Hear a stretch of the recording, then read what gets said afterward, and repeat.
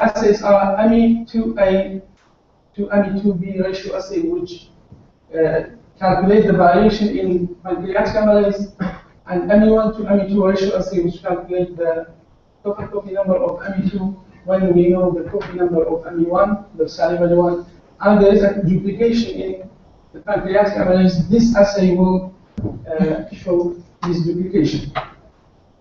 The important, this diagram is showing the position of first two assay that is the AMI2A to AMI2B ratio assay and AMI1 to AMI2 ratio assay. The thinking behind this assay is amplifying two genes, two regions at the same time by single primer, but giving them a different in size and avoiding the amplification of these copies of salivary amylase, which are nearly identical with those pancreatic ones. And the other one is to amplify all of them with a size difference between the salivary amylase and pancreatic amylase. This is the sequence alignment of both salivary and pancreatic amylase. The first one is the pancreatic one, and the third, the other is the salivary amylase. This is the primer allele side. This is the follow primer. This is the reverse primer. The important thing is to avoid the amplification of salivary amylase by having some base mismatch in the follow primer and reverse primer. And another important point is to give a size difference to the AMI2A and AMI2B by having a 4-base indel, and the product, and because of the floor primer is labeled, the product is resolved under the capillary electrophoresis. And this is the sequence alignment for the second assay, which is AMI1 to AMI2 ratio. These are the first one are the pancreatic amylase sequence, and the red one is the salivary amylase. In this assay, I will amplify all these regions by one pair of primer, but giving them a 4-base indel that makes the size difference between the salivary and pancreatic amylase, which is resolved also by the capillary electrophoresis. And the third assay is the duplication junction assay. By this assay, we can identify a duplication that is happening between these two brackets, which include the AMI2B and AMI2A, the pancreatic amylase, and a copy of AMI1. This assay is 3-primer-based assay. We use 3 primer. 2 of them is here. For one primer is here, and the other is here, which gives us a control band. But if the duplication is happening, we will have a new junction here. We will have a new junction here, and the third primer is here, and one of these primers will have the same sequence here, and will give us another band that is the samples with duplication of this region. By using these methods, I have been able to characterize several variations in pancreatic amylase.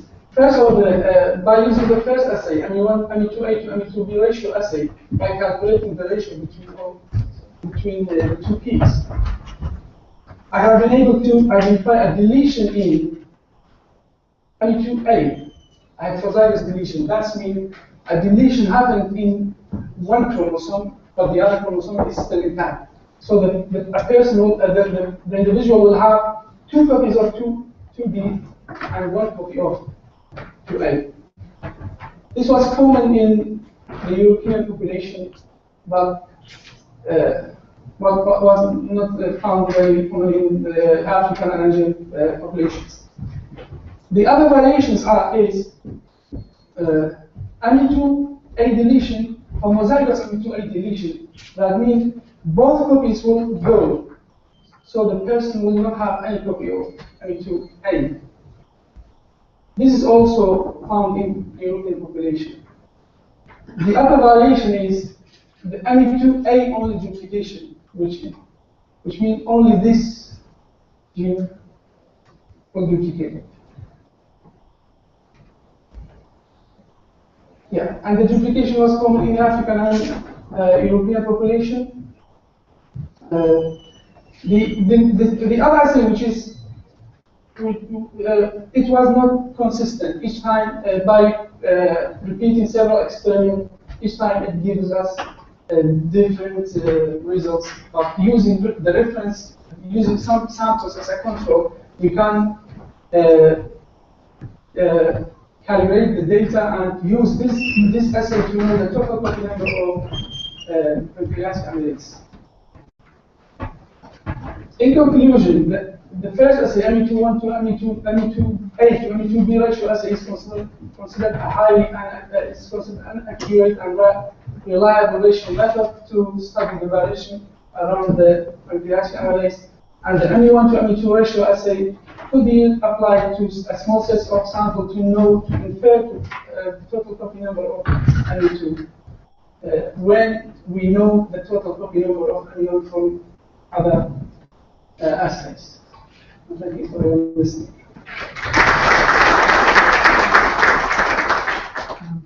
Many thanks for this presentation. If you've got any questions regarding this presentation, thanks. Yes. You just mentioned a research about supporting that there is a kind of correlation between the copy number of copy of ME1 with the obesity. I was wondering why that correlation?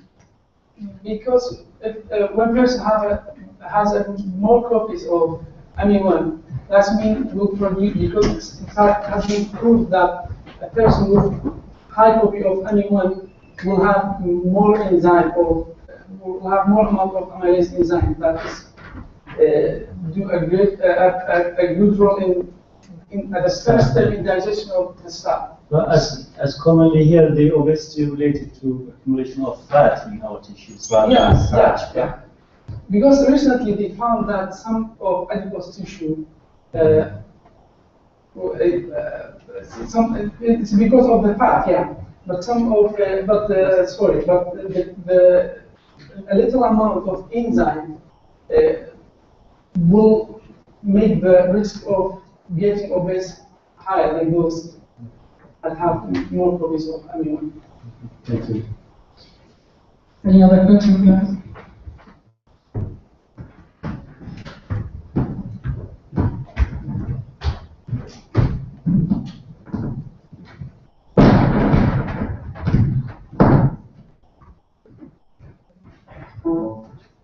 Thanks so much.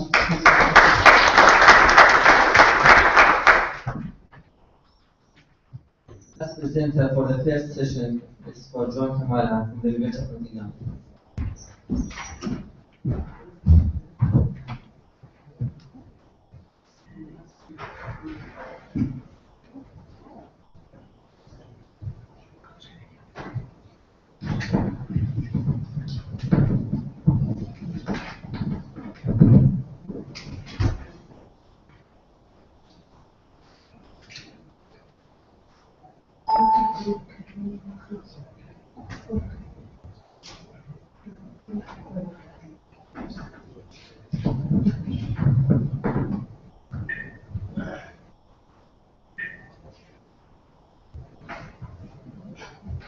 Okay, good morning everybody. I'm John Kamla, third year PhD student at the University of Nottingham. And today's presentation is about analyzing illness incidence using transposition data on M1 motor neuron autism. Nowadays in the UK, the accident records are falling, and highway authority or safety investigations can no longer rely on previous accident records. So other methods are required to identify locations with high accident risks. So one of these methods are analyzing near-miss incidents.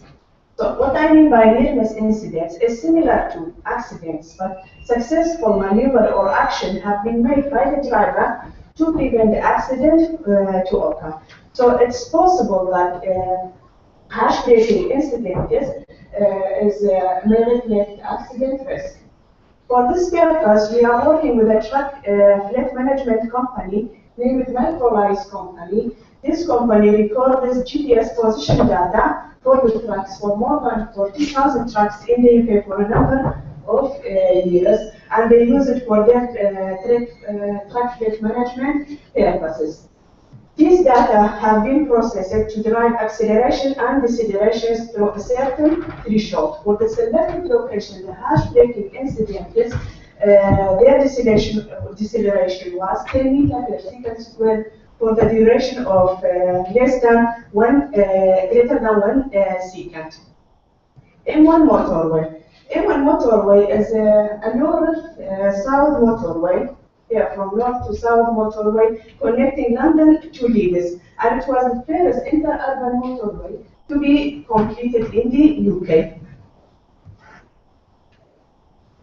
And for my project, we have an inspection of the locations. It was found that the majority of these near-miss incidents occurs in roundabout approaches, and I choose 85 roundabouts in the UK. But for today, I'm talking about 8 roundabouts that are located in M1 motorway. If you look at the figure in the left-hand side, these are the selected location with a cluster of 1,267 incidents, near-miss incidents for the duration of 2 years. While the figure in the right-hand side is the same locations, but with a cluster of 701 accidents for the duration of 10 years. This will show us that the number of incidents, hash braking incidents, is much more than the number of accidents, and the number of incidents is for 2 years, while the accident is for 10 years. So it may be useful in site investigations if these incidents reflect accident risk. Now, in order to interpret why these hash braking incidents occur, we analyze it according to a lot of factors. Firstly, I have 8 roundabouts. 6 of them are 4-leg intersection roundabout. One is 5-leg roundabout, and the final one is 6 legs. Each leg have a number of incidents. If you see at these points, these are near-miss incidents, hash braking incidents, and these incidents occur in different speeds and in different distances. So in order to characterize the type of these incidents by distance, the relationship between driveway distance and the speed of these trucks while they are braking were found out. What I mean by the driveway distance, if you look at this yellow sign, the yellow sign is the distance between this point to the entryway to the roundabout. So this is the driveway distance, and according to the results, 2 groups were found. One for the legs that have got low number of incidents, and these incidents occurred within distance 0 to 200 meters. But the second group, for the legs that have got a high number of hash braking incidents, also within the distance 0 to 200 meters. But the majority of these incidents occurred within 100 meters, while some of them, very little, are occurred with a distance greater than 200 meters. Also, in order to find out at what time does this truck do hash braking, so I found percentage of peak and off-peak period, because the entire time of the day for the traffic have got 2 different times, peak and off-peak. And it was found that the percentage of off-peak is much more than the percentage of peak period. So this means that the majority of truckers are traveling during off-peak time to prevent traffic congestion. But this doesn't let them to drive safely, as a high number of incidents were found in these locations during off-peak times. So 2 points should be taken into account. One is steering response, especially in bends and corners. And second one is the appropriate gear while they need it. Besides other factors like traffic, geometric, and accident factors, I will discuss in the later slides. And in order to find out at what speed does the driver break the relationship between the number of the trucks and the speed of the trucks while they are braking were found. And it was found that most of the trucks braking at speed varies from 0 to 75 kilometers per hour, but majority of them, as this is the top of which is 16 for this junction. 16 of the nearly 15 of the trucks are braking between speed 0, between speed 10 to 15 kilometers per hour. And those trucks that are braking at high speed is because some of the junctions have got downhill, and downhill will increase speed very quickly. In order to more interpret why these incidents occur, the relationship between incidents and truck traffic were found for both groups of data. And for group 1, which I discussed before, have got low number of incidents. Those latest incident in those latest is an indicator of truck traffic. As the truck traffic increases, the number of incidents were increased as well. While for group 2, a weak relationship were found between the two. And if we are taking whole roundabouts, and not just individual approaches, whole roundabouts, it's clear that truck traffic is an indicator of incidents. As the number of truck traffic increases, the incident number increases as well. So this means that, or we can explain that if we are taking whole roundabout, a better relationship can be found than individual approaches. The relationship between incident and geometric variables were found. And according to previous researchers, entry width and roundabout diameter are reflecting accident risk. So these two variables were calculated in Google Earth from the aerial photograph. And the relationship between entry width and number of incidents in roundabout approaches were found out, and there was a very weak relationship between entry width and the incident. Except this point refers to one of the junctions in the M1 motorway, junction 28. This junction is 6-lane junctions and have got the highest number of incidents. So this means that geometric shape of this junction affected the happening of these incidents.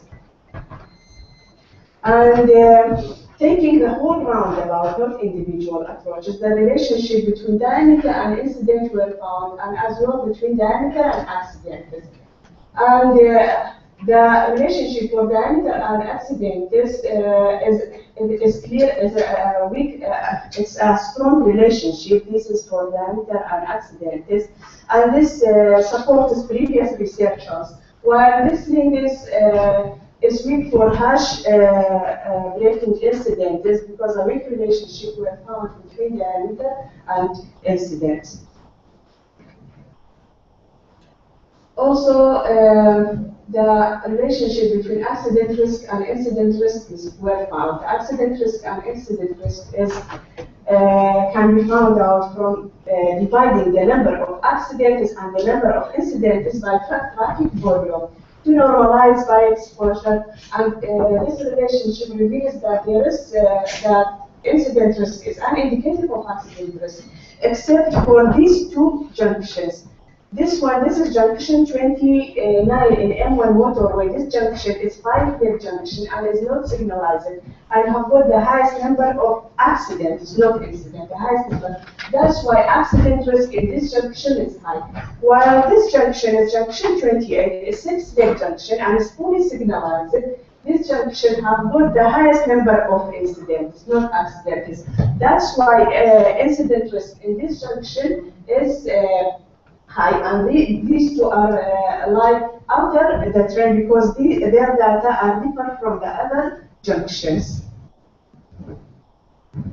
And as the company began to record a hash cornering location in addition to hash breaking location, so there is opportunity to analyze hash cornering data as well in order to understand more on unusual track movement. And also, the other data can be accurate from the sensors that are mounted inside the truck, with like steering window, brake pressure, ABS deactivation, axle loads, and these data can be interpreted in terms of handling and safety risk. Closing remarks, crowdsource of this data are increasing and can be accurate at low cost, so could be shared with highway authority and also could provide additional information to engineering surveys and road safety investigation. And these data are more closely related to driver experience and level of service. In conclusion, highway authority can no longer rely on previous accident records and interpretation of track position data provides more information about near-miss incidents. Also, it was found that incident risk is an indication of accident risk, so could be possible use as a part of safety investigations. And other track data could provide a wide picture of safety risk. That's for your attention. Any question?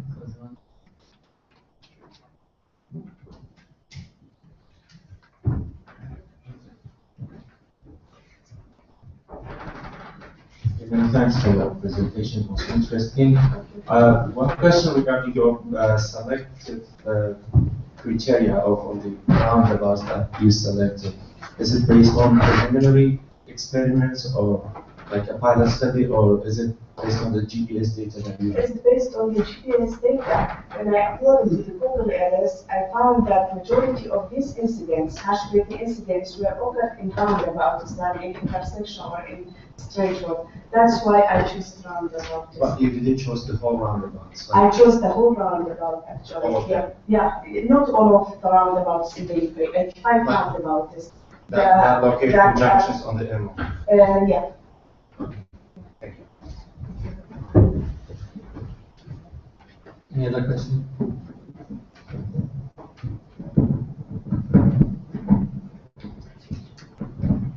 Well, reliability by the M1 and whatever. I think you'll study about something in England here, isn't it? Yeah. Well, is there a similar study in Kurdistan?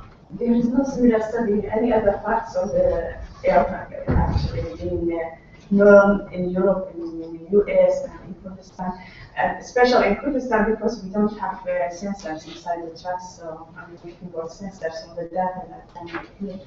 I see. I mean, could we develop something like this? No. No. No. No, in the near future. No. Oh, I see. But I hope so that one day in our country, in Kurdistan, all the cars and truckers are installed with sensors, so I can do more researches. I'm interested to do a lot of researches in my country, actually. Yeah, so I hope that one day we can get this ITS on the Kurdistan. All right, thank you very much. Thank you. Thank you, John. Thank you. This is the end of the first presentation session. We have a coffee break for 30 minutes until 11:45, and then take the presentation. Thank you.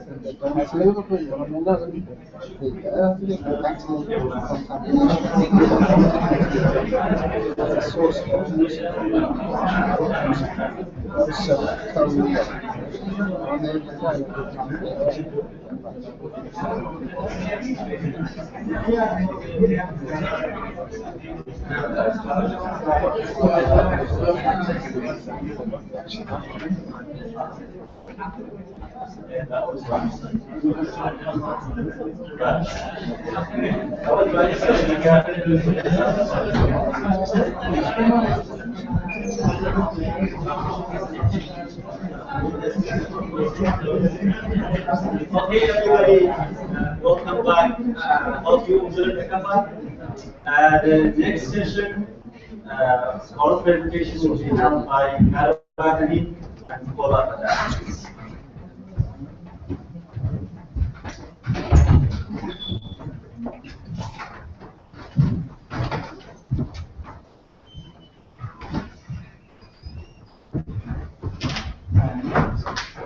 The second oral presentation, we will have five presentations in this session.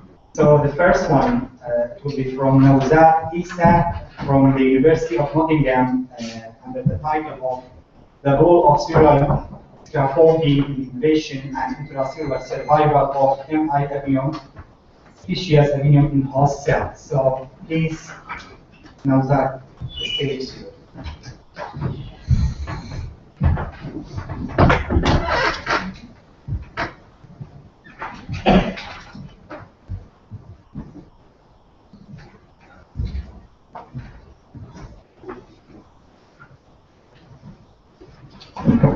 Good morning, hi everyone, and thanks for giving me this opportunity to take part in this conference and give a talk on the role of the cellular scaffolding in invasion and intracellular survival of microbacterial organisms in the host cell, which is a part of my PhD project on the interaction between microbacterial media and the host cell. Before start, I want to introduce myself. I'm Nawzat Isa from Kurdistan Regional University of Nottingham, third year PhD student, and I'm supervised by Mike Johnson.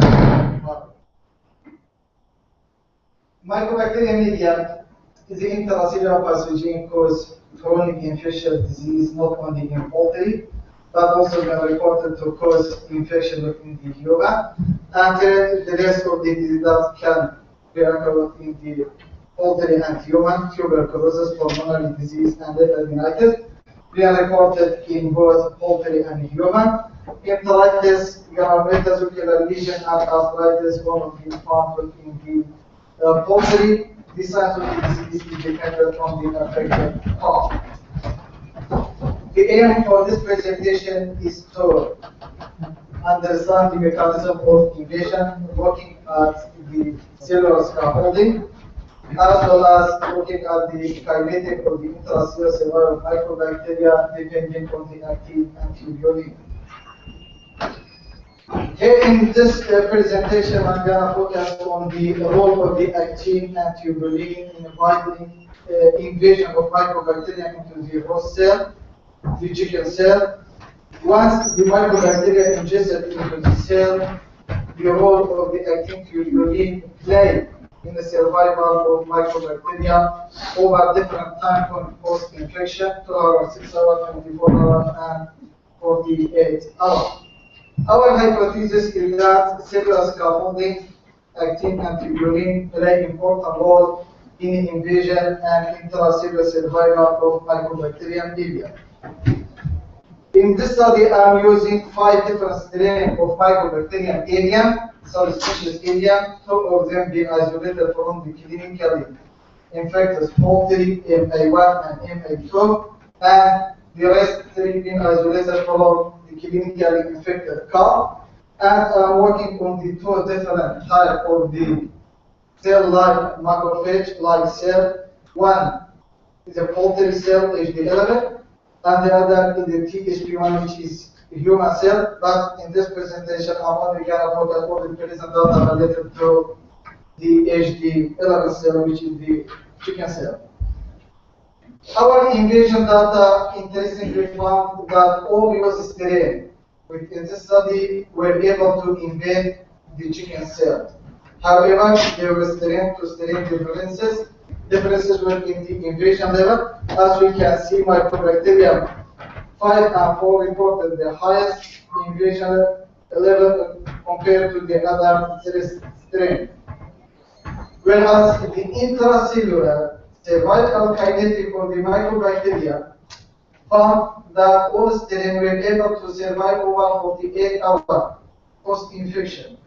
And the kinetic of the intracellular by 6 hours was surprising for us, because here we found that bacteria increased within the CFU, colony forming unit, by 6 hours. While normal bacteria is classified as a slow-growing bacteria, needs more than 18 hours to grow and replication within the culture media. But here we found that the 6 hours indicated that the bacteria prefer the host cell for replication. And then undergo reduction within the CFU over 24 hours and 48 hours. Except Mycobacterium avium 1, which is increased by 24 hours, and the result compared to the human cell were different. In the human cell increased by 24 hours and reduced by the 48 hours. In order to confirm whether the bacteria is undergo a replication by 6 hours or it is just due to the fragmentation of the bacteria and each fragment give a colony. When we go on the culture media, we applied microscopic technique to stain the intracellular bacteria using the fluorescent kit, staining bacteria inside macrophage over different time points. Then counting back a cell with a single bacteria and the number of cells that contain 2 or more bacteria over different time points. Interestingly, we found the data, the number of the infected cell with a single bacteria by the 6 hours used to half. Whereas the number of the 2 or the more bacteria by the same time doubles. It means that the bacteria undergo a real replication. Then we expected that this increase or reduction of 24 and 48 hours may be due to the difference mechanism. role of the tetranucleotide, role of the reactive oxygen species, and the cellular scaffolding, according to the previous work. Here I'm gonna present data on the role of the cellular scaffolding by using the cytoskeleton blocking agents for the tubulin and the actin. Cytoskeleton is a series of the protein found inside the cell and play important role in the movement of the organelles and the shaping of the cell. The tubulin we use for the blocking or the destruction of the tubulin, which is the microtubule, we use the nocardazole, and for the actin, we use cytokeratin D. The concentration for cytokeratin D 1 microgram per ml, and for the nocardazole 20 microgram. And we found that the use of concentration in this study were very safe and very effective without any cytotoxicity. Then we found the invasion role of the actin and tubulin, the mycobacteria of the whole uses strain 5. But here I'm just presented data as an example for the other strain. We found that both actin and tubulin play a significant role in the invasion of the mycobacteria compared to the non-treated control cell. And the survival data found, in contrast to the control group, as I mentioned before, the CFU bacteria by 6 hours, 24 hours, then start to reduce by 48 hours.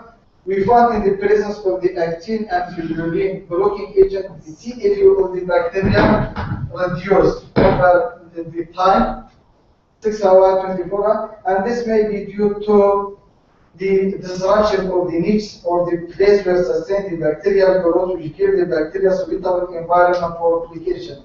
By blocking this environment, lead to reduce or the suppress the bacterial growth. In a conclusion, we can conclude that some strain more invasive than the other. Bacteria rapidly growing in the cell compared to the culture media. HD11 invasion is an actin and tubulin dependent mechanism. Cellular scaffolding is important for the bacterial survival. And finally, I would like to thank my supervisory team at University of Nottingham for giving me this opportunity. And a huge thanks goes to my sponsor for sponsoring me and sending me abroad to study PhD. And thank you very much. Thank you very much for the interesting presentation and exactly on time. Thank you. This is very good. So now it's the time to, if anyone of you have a question about this presentation, yes, please. I have.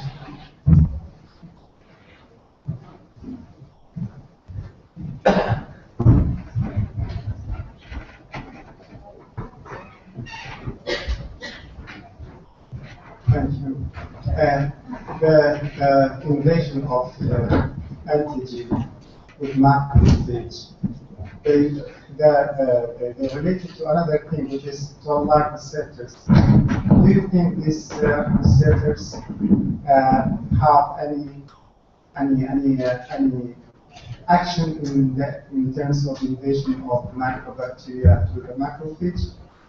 Actually, in this study, which is a part of the big project run by the University of Nottingham at school, I'm working on the interaction between microbacteria and specific receptor, complement receptor, mannose receptor, and scavenger receptor. While the recognition and the interaction with the Tolka receptor, CD14 receptor, and the other receptor, I'm not looking for that. But the references say that the interaction with the Tolka receptor is yet to induce different pathways inside the cell, which is activation of the heteroglycide production, activation of the reactive oxygenase production, and the further innate antimicrobial, which suppress the bacterial growth. Therefore, the bacteria are not prefer to utilize that receptor that I mentioned, Tolka receptor, CD14 receptor, even CD43 receptor, depend on this receptor as a mechanism to enter the cells. My second question is, which technique do you use for monosite isolation? I'm working on the cell line, which is already been isolated and it is not macrophage. It's a cell line in the urine. THP1 is a monocyte, but I'm converting into macrophage by using the for both PMA and consideration. Is the cell line is a neuron. Thank you very much. Any more questions, please? That's great. Thank you very much.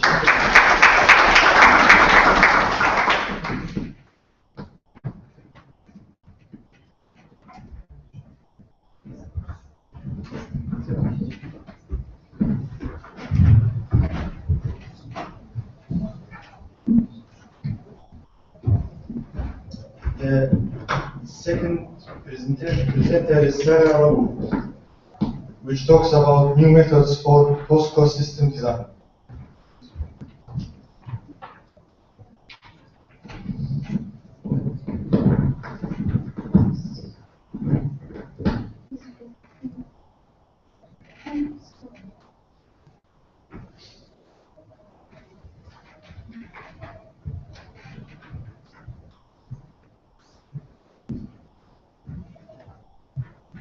Good afternoon, ladies and gentlemen. I'm Sarah Mohammed from University of Nottingham, second year PhD student. And today my presentation is about the new method for postcode system design. First, I'm talking about why I choose this area, why I choose postcode system. Then I'll talk about the aim of my study. What is the aim of my study? Then what means by postcode system? Then finally, before I is what means by new method? Is a new method or not? Then compared with another system that is applied in adequate setting. Right. Conclusion. First, well, in January 2013, when first I came to UK, I saw that there's a sector which is postcode and mailing system that is not that active that in my country or in my city as well. Then I got an idea why we haven't done our postcode system. What means by postcode system? You can receive your bank statement by post. You can apply for driving license by post. You can receive your appointment in health center by post, and many others. You can do it using postcode system, and in police office you have to update your postcode system every time. Then, what's the aim of my study? The aim of my study is design a postcode system for every city, then apply for other cities in Kurdistan, and if we became the Kurdistan country, for the other cities join to Kurdistan or for whole Iraq.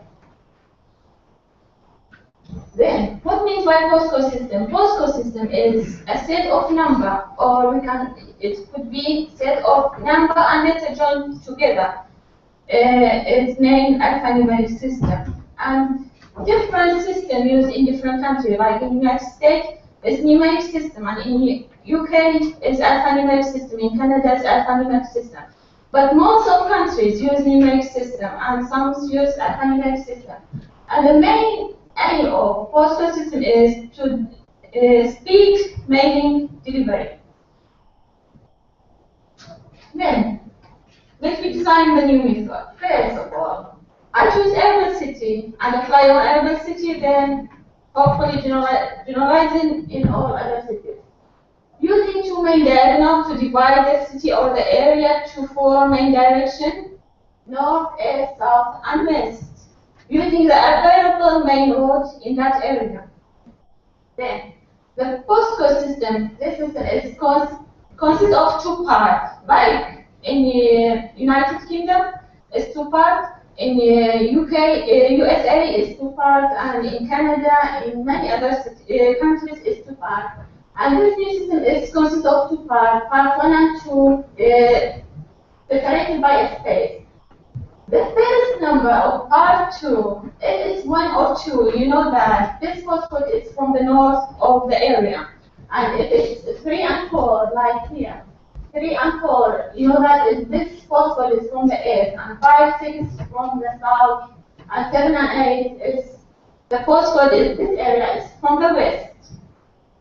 Then we divide the area using the variable circular root or the variable square root or any square root that try to divide the area into zones, starting from the central city, then expand it to whole the city.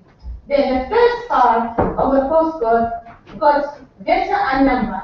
The number, if the number is 0, that means you are from the central city, and when the first zone, second zone, third zone, until the biggest number here is the farthest area or the farthest zone of the city.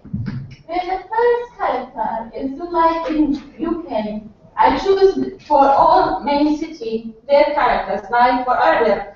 First, I decided to be A for Erbil. Then I realized that they use both Erbil beginning with E and Erbil beginning with A. Then finally, I put E.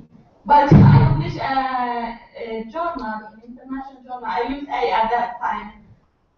It's not it doesn't make change until if we put the last system, we will decide if it's E or A.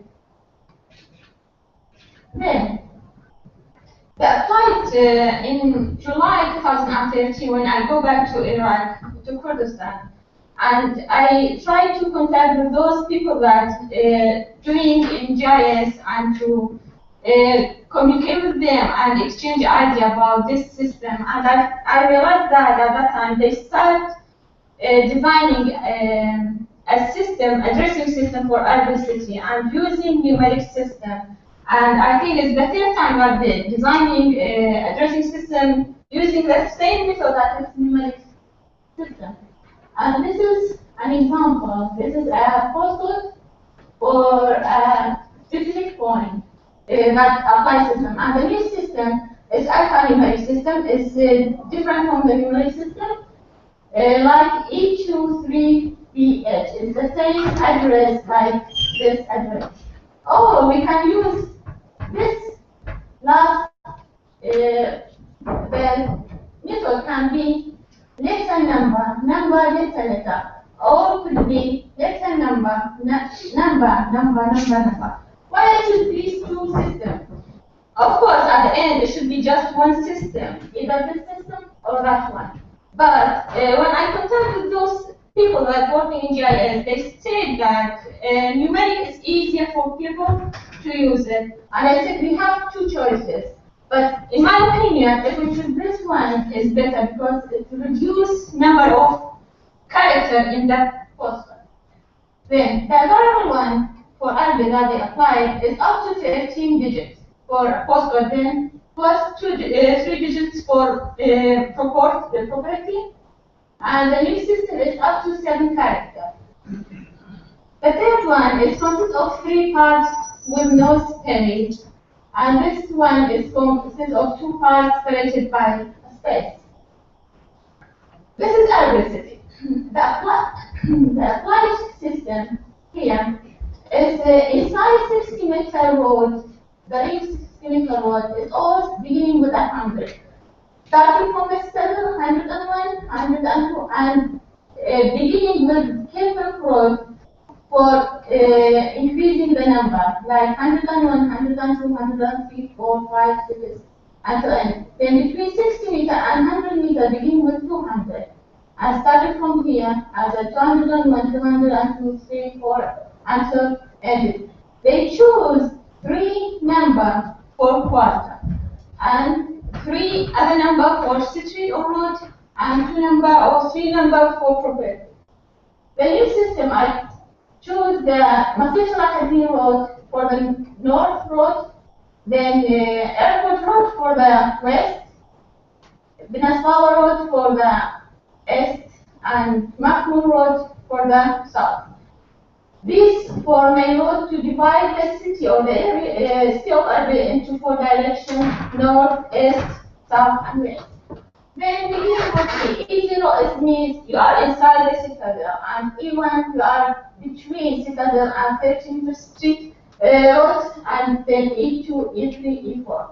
And if we choose the system that is letter number letter, this is like E11AN is K2 in specific row. And if we use the other one like here, E47452, if we use the other system that is most numbers. Before we finish, this is some examples. This is here. This 44,001. This is the code for identity that Iraq government put for Erbil, and 44,020. This is for Mahmoud, and 44,023 is for passenger. I could place this 5 number to just one character for all main cities in Iraq, like E for urban and the others for suburban or for rural area, MR for Mahmoud and KQ for passenger.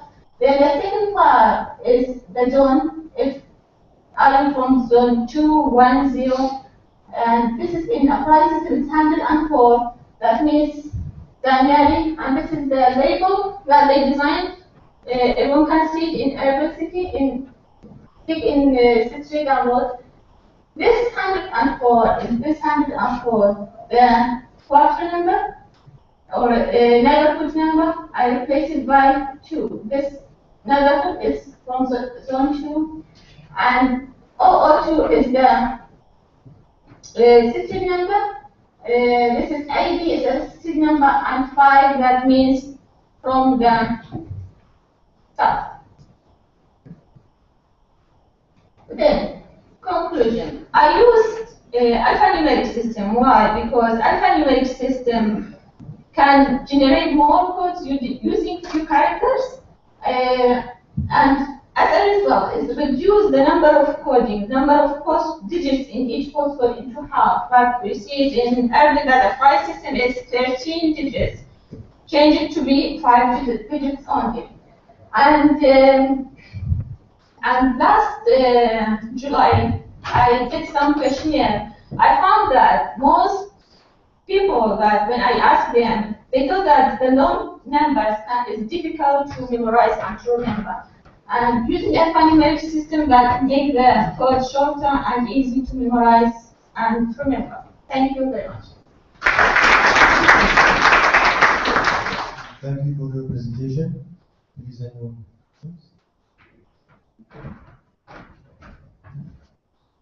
Thank you very much. Very nice presentation. I actually have two questions. The first one is about the distribution of the postcodes you are proposing. So can you go back please to this slide where the proposed postcodes are shown in circular? Yeah, so these are shown in circular distribution. So you know the idea of the postcodes is that is a network of distribution. So like if someone sends you a post from say Edinburgh, it comes first to Nottingham, rather than going to London, for example. And when it comes to Nottingham, it comes to the headquarters. Then it's distributed to the local branches which are dependent or which are fed by the main office. So here, if we look at, for example, E2, or if we look at E3 at the north, so that cannot be dependent on the E3 which is at the south. It will produce some difficulties in distribution. Rather, I would suggest. Why it makes it difficult to? Because it's too far to distribute between E3 in the south and E3 in the north. But if E3 in the north is dependent on E2 in the north, so that will be more convenient. So the distribution should be radial rather than circular. Yeah, you talk about distribution. It's you can make these. It's in most countries. It's like there's a machine to distribute the letters when it came. Then each the postman took this.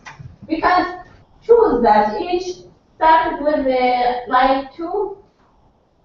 We design or software the system depending on this 1 and 2. Then all posts that beginning with the second part beginning with 1 and 2 go to this direction from that? Yes, so no. if one comes to E4, so it will go first to E4. Then it will go to subsidies. So when it comes to E4, it means all the same. Likely it's not exactly go to E2. It's the why is this? When someone gives you his postcode, it's known, you know from his postcode it's from north, south, east, west. And for distribution, we can put all these big 1 and 2, as I say, in this idea, and you can go from this number to from north, south, east, west. I'm not understand that. Yeah. Do you understand what I mean exactly? It depends on the distributed the letters. If we depend the distributed on this 1, 2, 3, 4, you are right. This one here, this 2 here is far from here. But if we consist of this one, the second part from north, all north letter will go to this part. So it's just a quick note. Yeah. There's another difference which is currently in place in Europe. So Yeah. have you mentioned that? Yeah. Because it's 4 digits followed by 2 letters, which is the main problem. So this is different from that. Yeah. Next, you know, the main problem is in our country is Slemani, Duhok, and Erbil. They all, the 3 main cities, they design their own postcode system separate from the other one, and this is not good at all, and it should be changed because, as you know, the main system should be generalized to all the cities in. I think we can talk about it later. The final question. Just a brief comment. I'm really pleased to see this. This is vital for Kurdistan's economy, growth, communication, being in touch with the rest of the world. A lot of people have given thought to this, but not in an academic way and not in such depth. We were, in 2010, when I was in the government, we actually initiated something, we proposed it. The Ministry of Planning took it over, they adopted it, and they said they will do it. We haven't actually seen the outcome of that process, but certainly people have given thought to it. Remember, it's not a straightforward thing. It's not a question of numbers. You have to marry this with the system of electricity, or the system of water, or the system of land registry. We have about 10 different systems of addresses, some of which go back to very old days, some more recent. What you need to do is to study what is in place in the system, for electricity, for water, for land registration, parcel, you name it, and then see what will come out as best, because just drawing lines may not be. And if you are struggling to choose between two segments for the space or not, in Kurdistan, segments don't work. And in computer programs, segments are not ideal. So maybe your letter digit mixed are fine, but with the space in the middle, in Kurdistan or in Iraq, they have this line underneath. They are familiar with that, but not with space. Anyway, wonderful stuff to hear from you. Thank you. I think sorry, there's no more room for other questions. Sorry for that. It was a really good debate here.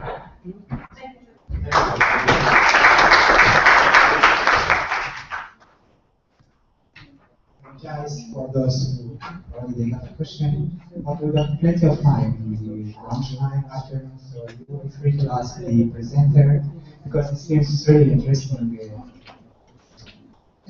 study, so sorry for that. We will move now to the third oral presentation by Shahrawan Mawlud from the University of Strathclyde, estimating human age from DNA evolution. So this Shahrawan.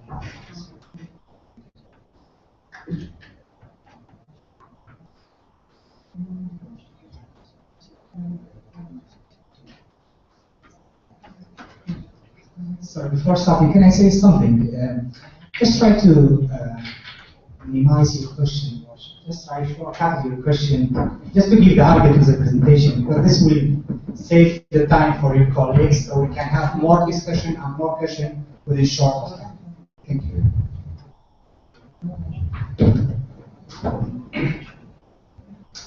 Okay, good afternoon. My name is Shakwan Malud. I'm second year PhD student at Strathclyde University, Glasgow.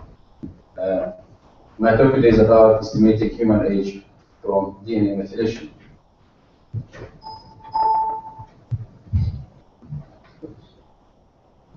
Okay.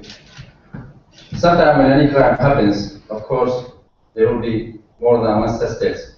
And this suspect could be any age. And all of the time, you don't have their DNA profile. If you have a DNA profile, actually, directly you can get them. But if you don't have their DNA profile, so just you don't know who did this crime and how to decide. So nowadays, as a forensic scientist, we are following to get new idea, which is we want to get some idea about the feature or the phenotypes of these people, of course, by using their genotype.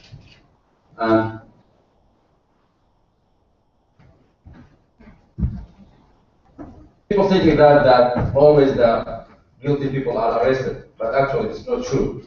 And sometimes some innocent people are arrested at maybe they are spending 55 years old, that's happening here, or maybe more than 25 years. And then they just told them, sorry, you are not the right man. So just to give you an idea about that, just in the USA in the last 20 years, there was hundreds of exoneration cases that people are actually accused at the end. They were not guilty. So I don't know how these mistakes happen in my country or another country.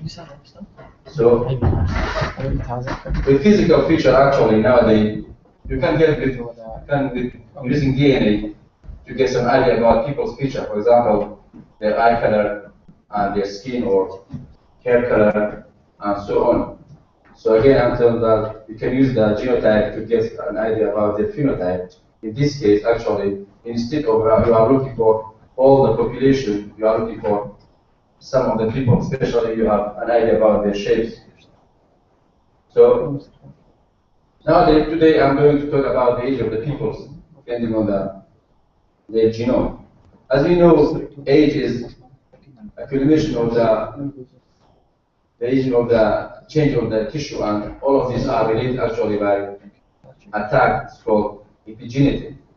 So epigenetic actually is the inheritable changes, but these changes are not in the DNA sequence. Only some chemical tags are changed, which normally the most mechanism is used by DNA methylation.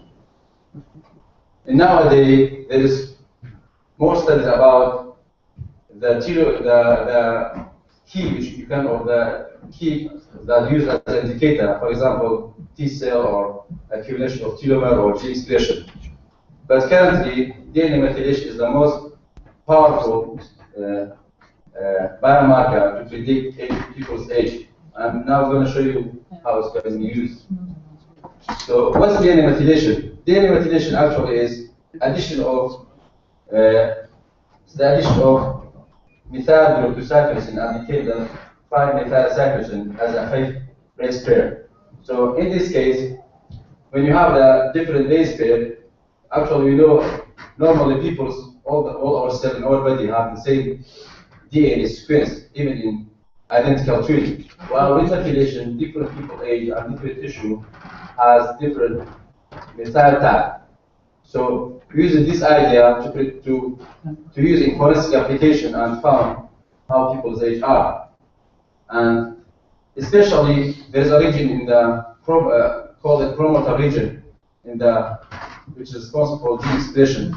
And inside the promoter region there is another region called CP island.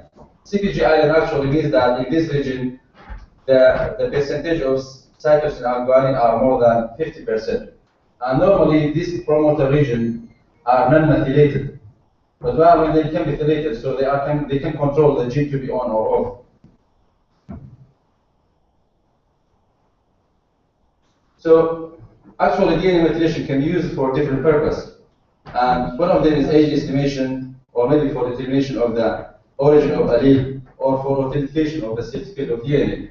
And some people are using actually for post-mortem investigation, or by means that you can look for the circumstance of the death, because sometimes you don't have if this person is suicide or murder. or maybe even used for identical twin. As we know, if you are just following DNA profile, you cannot differentiate between identical twin. And that's some people use it for identification of body fluids, especially for assault, sexual assault and rape case. Today, actually, I'm focusing on age estimation. So, the available techniques until nowadays are more than one, and all of them are actually 90% are starting with bisulfide sodium composition. With bisulfide sodium conversion, actually, the cytosine which is methylated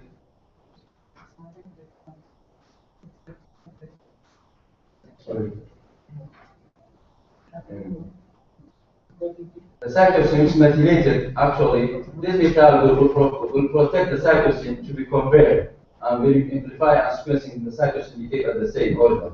While the cytosine which is not methylated, when you treat it with sodium bisulfide, they change to T. Then by comparing the T and the C percentage, actually you can find the methylation percentage. But all of these techniques actually need more advanced techniques like pyrosequencing, which all of them are next generation sequencing. And we compare the result, and for as a forensic scientist, we take care about the money and the cost and the time. Actually, most of these techniques, if you are using them, it costs you more than 100 pounds. And besides that, you need to work with the sample more than 30 hours. So what's the solution?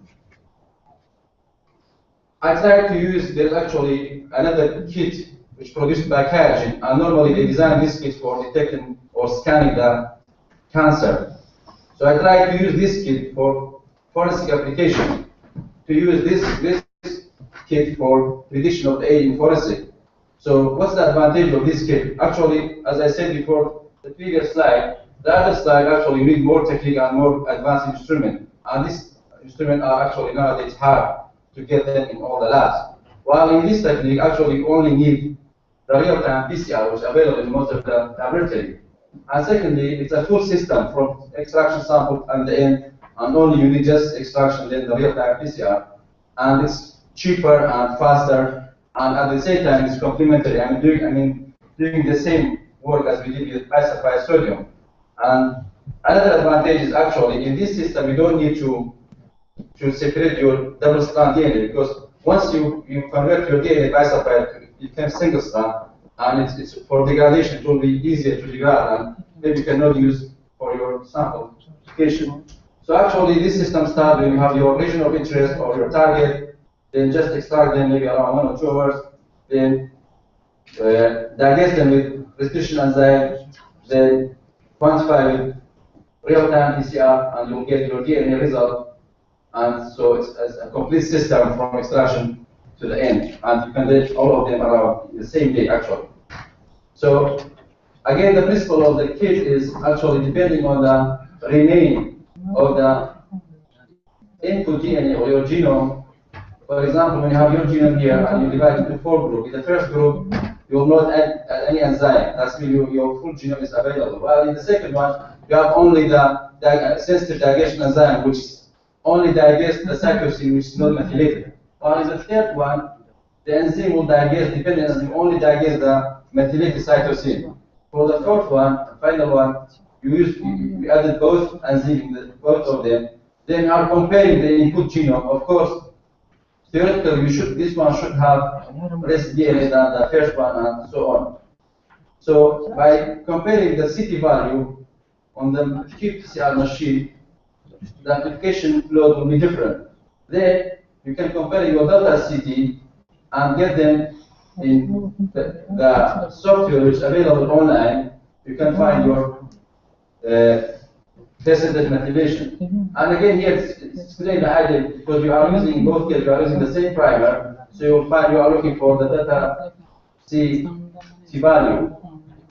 This slide again explains how the enzymes, the principle of enzymes are working. Then the system starts here. You upload your slide in the plate. Then a plate will be, after digestion, you put in the real-time PCR. And this software, fortunately nowadays, once you log in, it's free. So you can analyze your data. Then you get the percentage methylation for different genes. You can compare for different people's age. So the methodology actually is you are starting your DNA, extracting them, and using this study around 100 ladies from Erbil, from different age, 50 to 70 years old. Then we studied the CPTG methylation to find the difference between peoples. Then again, you'll put your slide and it'll give you the percentage of methylation, and of course, you should have your positive and negative control. Then make a correlation between the percentage methylation and the age of the people. You'll get your result. Then comparing with the predicted age and the real age of the people. Actually, we have our data set and the training set. By this equation, you'll find the age of the people, of course, with some error rate. And we did some validation study for the sensitivity and the application efficiency. It's here, you can find them at the end for the specificity as well. So, summary, this kit is useful, can be used for predict age of the pupils. And the error, of course, is around 10 years old. And this methylation is very fast and very cheap. It costs you around 5 to 10 pounds, only 5, compared with the other methods, which, as I said before, cost around 100 pounds. And this system is very useful tool and could be used for forensic application. So for final slide, what's the practical application as in forensic field? Actually, in Arabic Forensic Lab, we ask some voluntary, thankfully, to load some bullets in magazine. Then we tried with 8 types of guns, and after we fired them, our main aim was if you can able to retrieve this DNA from fired cartridge, then predict the age of this person. And actually, this experiment was easy for me because it was me shooting and I found the result. So that's the question. Thank you very much. Yes, please. Sure, you show me the guns. There are a lot of questions around.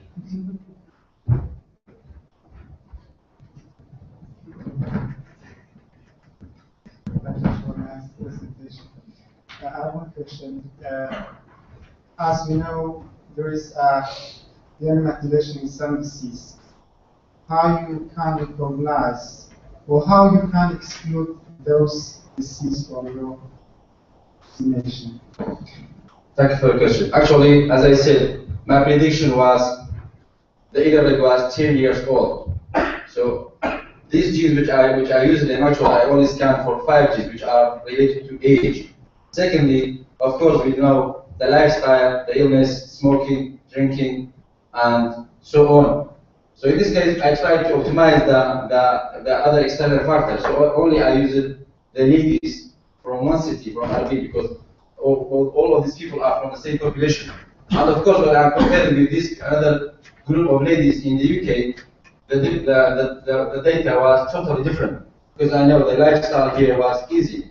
And believe me, in the UK study, I have of the ladies more than 100 years, but it was hard for me to find some ladies around 180 in Erbil. So of course, the lifestyle and illnesses, cancer or cancer and smoking, everything is affected. And the last publication actually published about methylation last week, it says, blame your parents for your genetic methylation. That's when you are totally not responsible about your behaviors and a lot of things. And at the end, epigenetic actually is interfere between genome and environment. So of course, there's some factor. But for me, as a policeman, when I have 10 suspects, I realize that this guilty person is around 30 to 40. So that will be narrowing the gap. Instead of looking for 20 people, maybe I'm looking only for 4 or 5.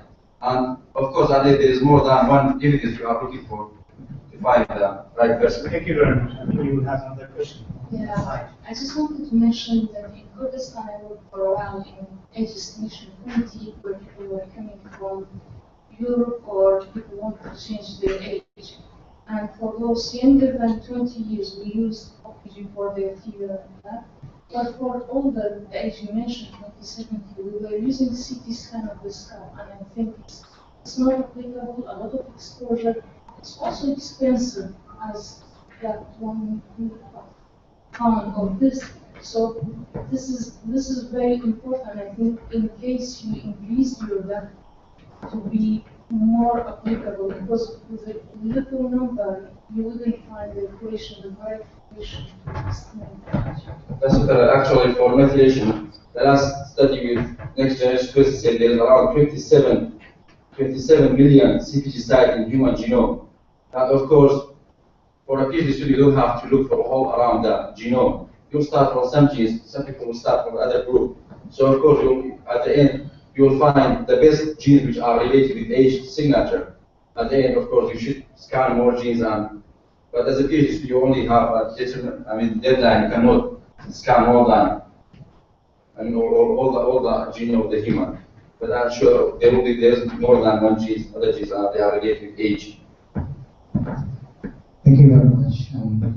If there is no more question, we can move to another presentation. Thank you very much again.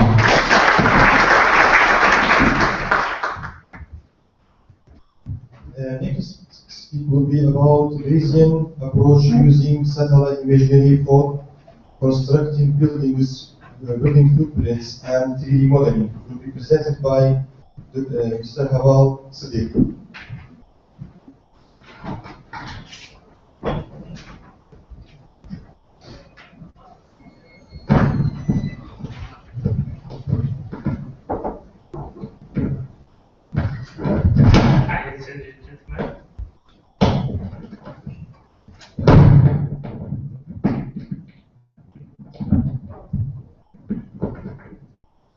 Thank you for attending my presentation.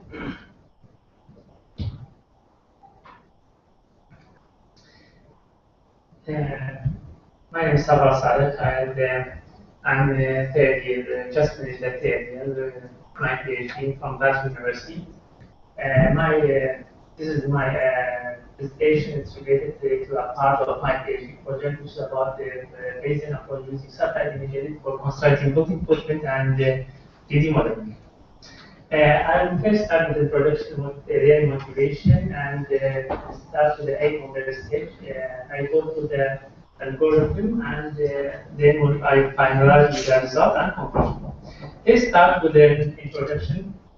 Suppose you want for this LC, as you know, this for any neighbor, or you want to construct either a building footprint for areas or 3D model, which is they are very important for different purposes, such as for crisis management, such as floods, or for using telecommunication purposes to picking the tower location or any other applications such as anti-terrorism, anti-terrorist controlling places to see the location of the area before controlling it, or even selecting some places for the airport because the airport should be located in a place that doesn't surround it with high buildings. And other many applications, because what we have at the moment by the government, just a cadastral map which tells you the site of the property and the location without telling anything about whether there's a building or not, or any information about the type of the building. Even there's no information about the height of the building. The current data that which is being used to construct a 3D model or building footprints, it's very accurate. It's based on the laser in order to get the coordinate of the point, but it's specified to be very expensive, and it's covering just small area, while the area is less expensive, but it's covering small area also. My study is about the satellite, which is specified to be cheapest source of the data, and it's covering big area. As you have seen, for every you can get only one image covering the whole city. The reason that satellite is less accurate than area, because if you zoom for the same area, and imagine you are using resolution 50 centimeter for 1 by 1 meter, you can get, let's say, just 4 measurements. While with aerial, you can get 100 measurements. Therefore, the accuracy with aerial it's more than satellite. The aim of the research is just taking. By the way, my case study is about Glasgow. just I gave an example about Airbus.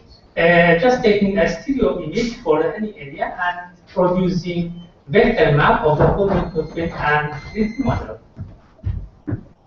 I will go quickly through the algorithm. The software that I implemented and which is being used to produce digital sales model, which is represent the height of the ground digitally. It's just taking the stereo image and producing this type of 3D model. As you see, the building cannot be recognized here, and the trees also it's considered as the building. But I took a slice and it's helped me to just detect the buildings, the structure above the ground, including the trees. Then I labeled each of the buildings individually.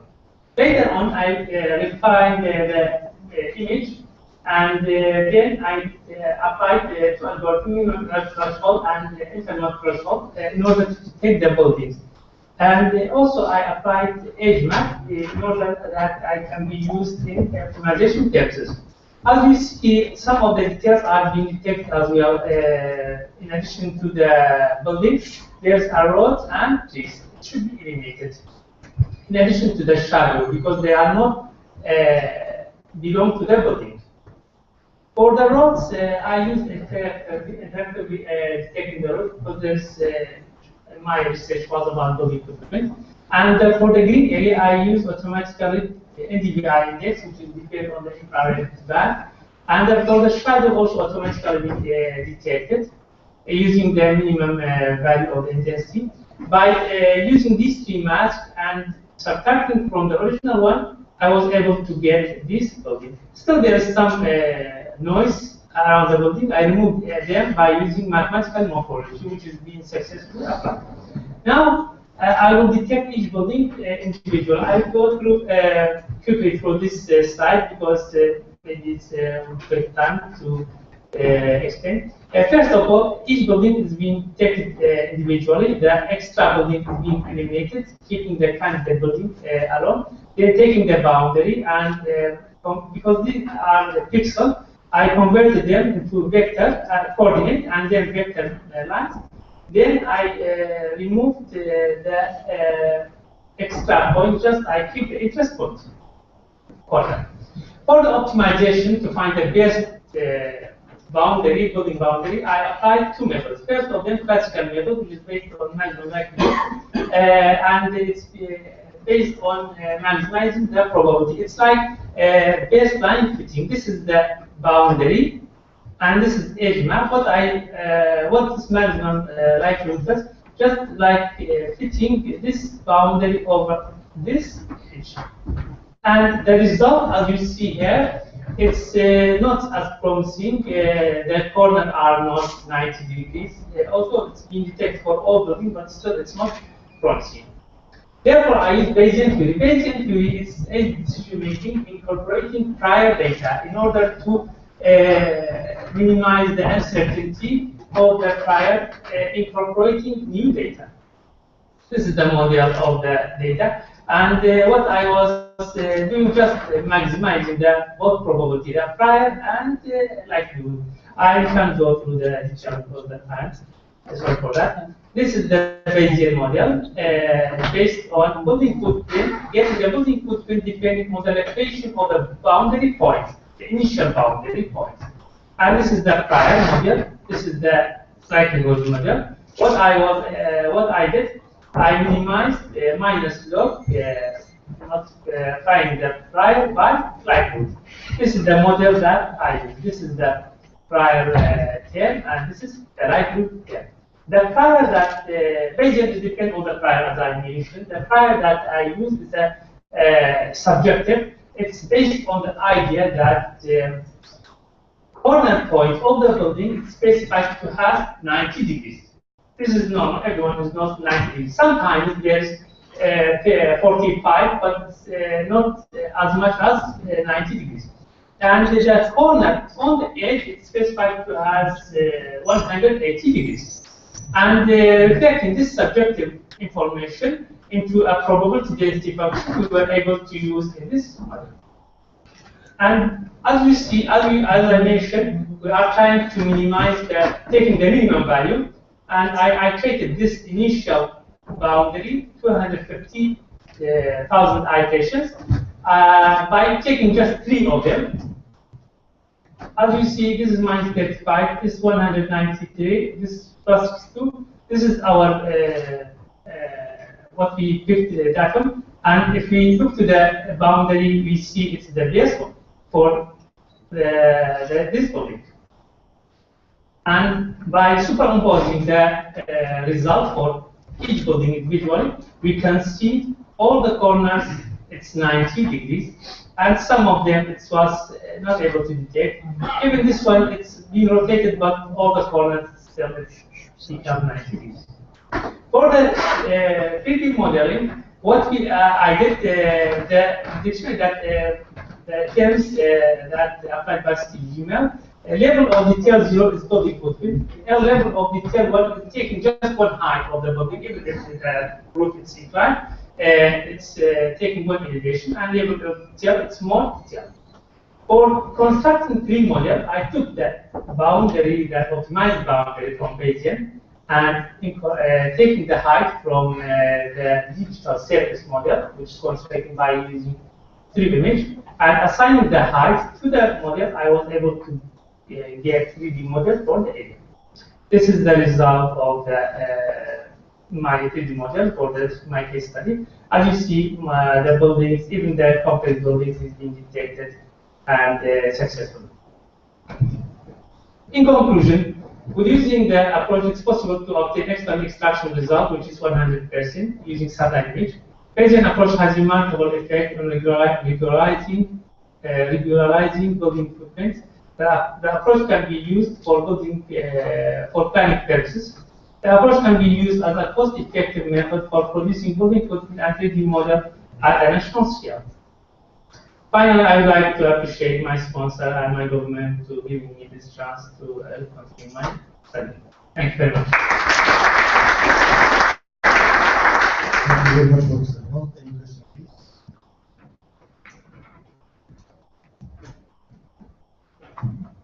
Thank you for the presentation. I just wanted to know, is that algorithm applicable for building shadow, rectangular, or square?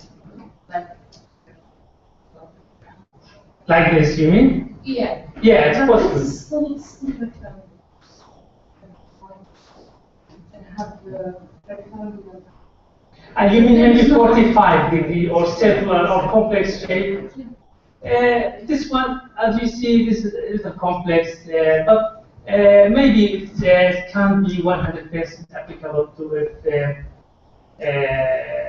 They contain 45, but if we use it's depends on optimization, because this prior data that I used, it's contained 45. This 45 and this 135. This gives this probability. But if it's been improved the algorithm in order, for example, like using some optimization process like statistical analysis, maybe it can detect that corners as well. Thank you very much, and thank you for this wonderful presentation.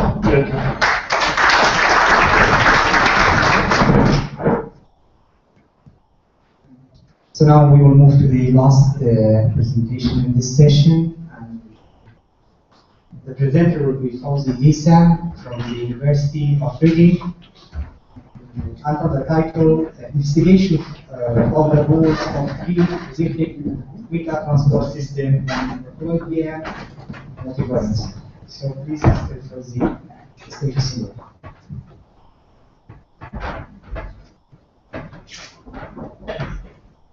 Good afternoon. I'm Fawzi. I'm from University of Nottingham. We're finishing PhD student. I'm working on a 3 predicted iron transport system in a bacteria called Multiverse. Bacteria is a human pathogenic bacteria. It's not pure pathogenic, but it's just interact with the patients who they are immunocompromised or have cystic fibrosis. This bacteria has the 3 big circular DNAs with one plasmid. there is a good opportunity to study some iron transport systems in this bacteria. As it's been suggested, there are three predicted or predated iron transport system in this bacteria. And it's an opportunity to study the effect of this iron transport systems and pathogenicity of this bacteria. Aim of this objective, we need to study the phenotype of each of these three systems in an equal light. Ascertain what, like any iron transport system, to see the impact of this iron transport system in iron uptake. The other thing, we need to note out some genes. Those genes we think that are very important to work in these systems. Not all of them, but we definitely not all, some of them. The other thing, we need to overexpress protein of encoded by these genes to study the characteristics of these proteins later and see if these proteins are regulated by iron hormone. The first system is FQRABCD. This is quite a new name for it. It was called EFEPCUN before. Unfortunately, this system has been published just a few months ago.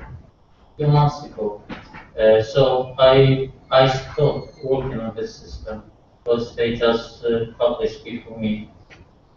Anyway, this is the mechanism of the system. Iron can transport through the outer membrane to the plasmic membrane and bind by P19 protein and then deliver to FKRC, which is the permeate. The iron which is get a plasmic space is ferrous iron, and then it's reduced electron transfer to the K-protein and then to polypyridoxine, which is membrane integrated protein. First thing, I amplified the whole system, which is around 3.8 kb, and then I turned it into pH-SG plasmid. Fortunately, this system showed a very nice growth advantage for bacteria. As we see, the highest one is the system, the plus iron, while we can't show is the system but without iron. That's the wild type, and the other one is the mutant. So nice difference between them. This shows that this system is worked as an iron transport system. However, as I said, I stopped working on the system.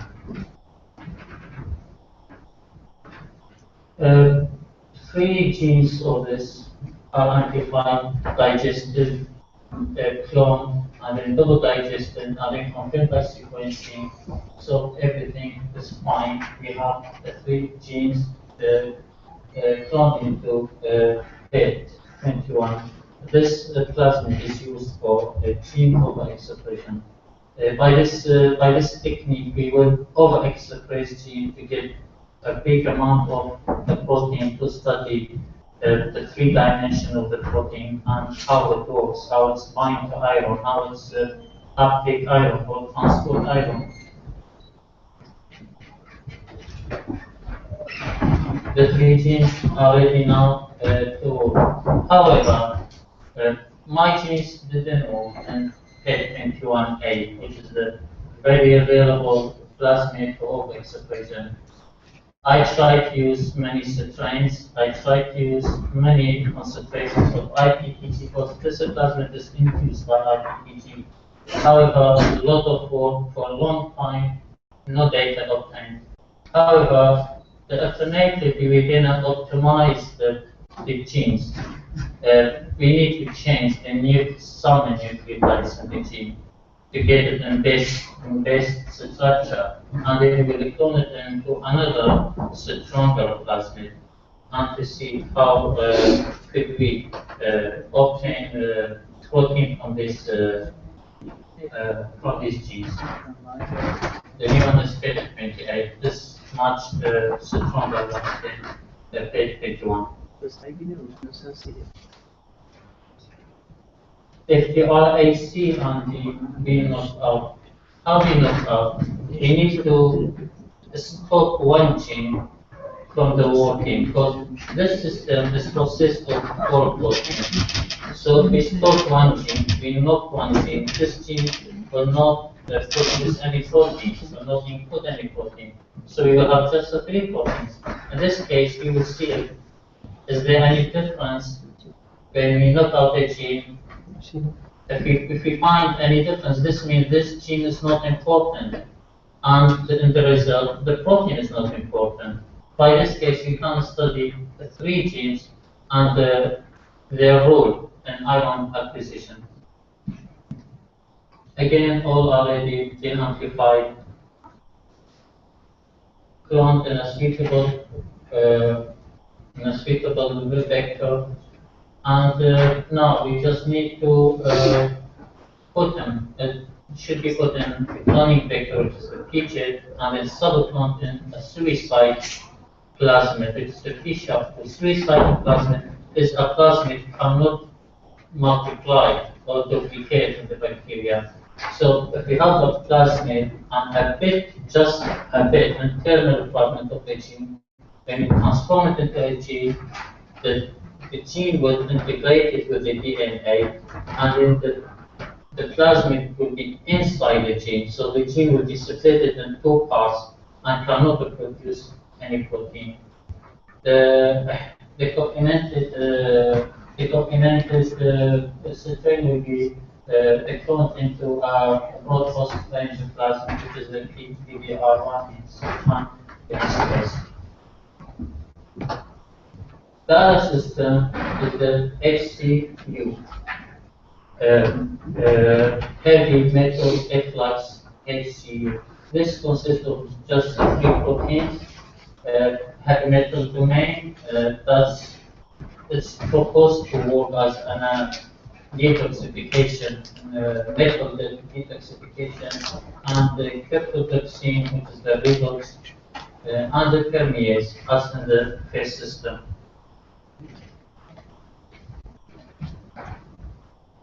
I just tried to run it through. I know 12 minutes is not enough at all.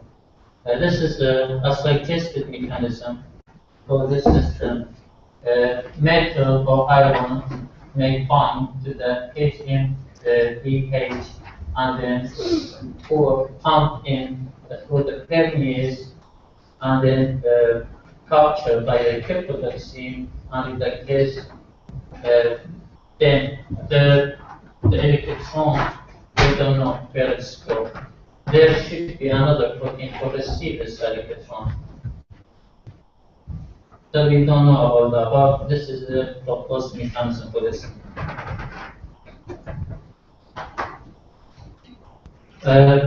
Just to study the phenotype of the system, as before, we clone the system into PJ, and then we subclone it, contained by sequencing. The whole system is there, that's fine. It's around 2,000. It's around 2,000 base pairs. When we tried to study the phenotype, we didn't see any difference between the wild type and the mutant one. So this will not be working as an iron transport system in the presence of BTPA, which is the iron chelators. However, some recent data suggest that it may work as an iron transporter. We're not sure about that yet, so we need to just confirm it before to say yes, it's iron transport system. Sorry for this. No, sorry. But initial data show that it's not iron transport system. I know that one is not enough. However, this system showed very nice performance in detoxification. It works, we put it in a bacteria and many different metals, toxic metals, and this bacteria can resist the high concentration of iron toxic iron metals. So that's fine. It's at least work as a detoxification. Again, in liquid media, this is the result after 25 hours, and that for transition elements and heavy metal elements. I'm just running, sorry. As before, HC and HNDC and HMDH will be overexpressed to get protein and to be knocked out. Well, everything is ready, you just need to go through a little bit faster.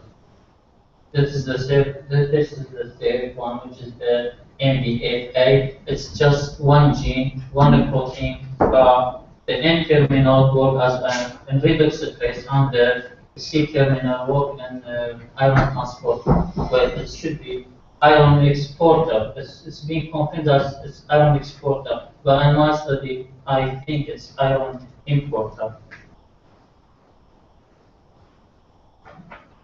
As before, it's ready for overexcitation, and it's not working as iron transporter. So, I'm sorry, it's just that. I think it will be the last slide. I'm sorry, that's the last result. Yeah.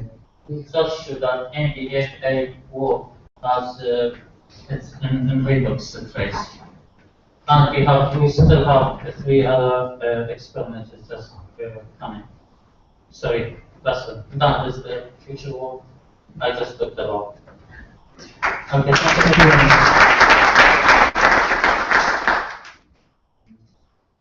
Any question, please? Excuse me, just a funny question. I really, when knew that you have just a 12 minutes, I said my God. Really, it's not enough at all. You need to explain why it is. Have data about, 12 minutes is very short time. Sure, everyone wants. Yeah. Yes. Yeah, I know. I appreciate that.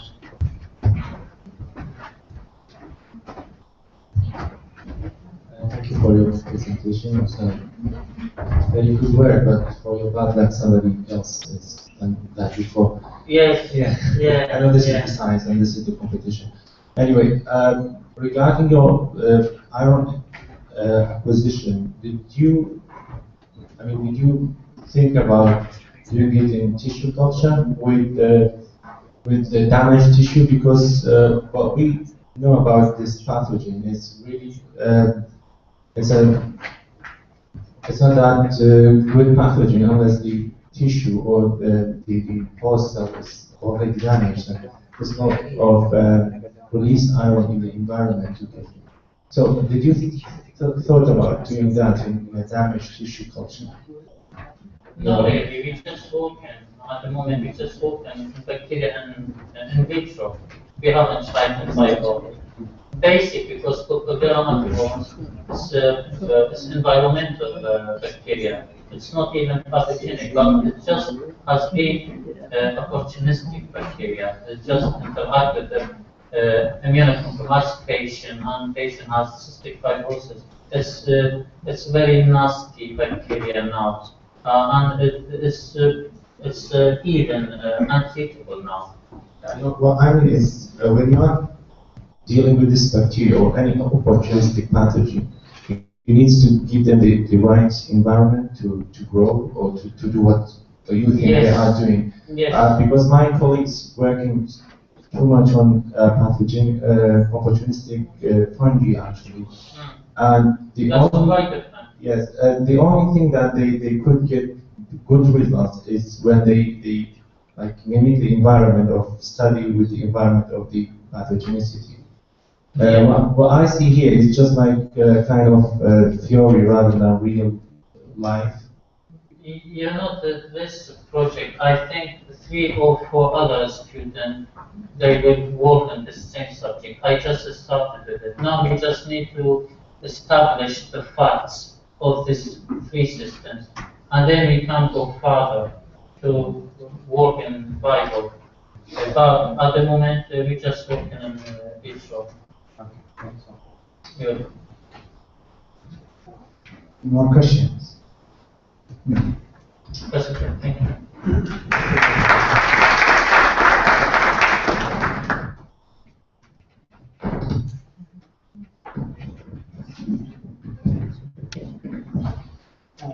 Just, I would like to thank all the presenters in this session, and now it's the time to have our lunch, and the lunch will be in the same place as the host room was there.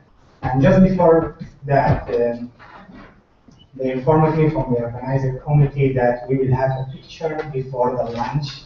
So we'll take it here, so we'll try to all to shoot together to have one pictures, and then we'll have lunch. Thank you.